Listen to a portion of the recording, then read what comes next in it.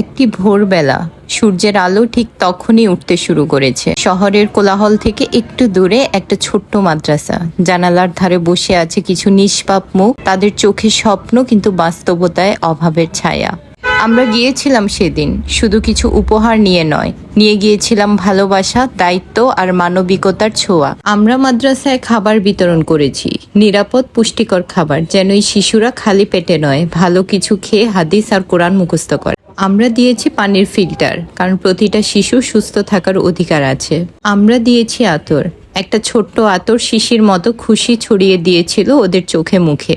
আমরা দিয়েছি কোরআন শরীফ, তাদের হাতে তুলে দিয়েছি আলোর পথ, যেন তারা অন্ধকারে না হারায়। আর দিয়েছি কিছু গাছের চারা, প্রকৃতির বন্ধু হতে শিখুক তারা, ছোট্ট হাতে বড় স্বপ্নের বীজ বপন করুক। শুধু তাই নয়, আমরা দিয়েছি শিক্ষা সামগ্রী, খাতা, কলম, পেন্সিল, যেন তারা শিখতে পারে, গড়তে পারে নিজের ভবিষ্যৎ।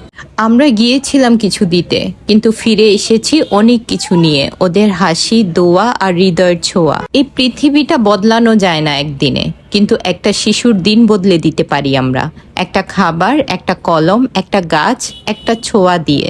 আসুন একসাথে বদলাই, ভালোবাসা ছড়িয়ে দেই, আলোর পথ দেখাই।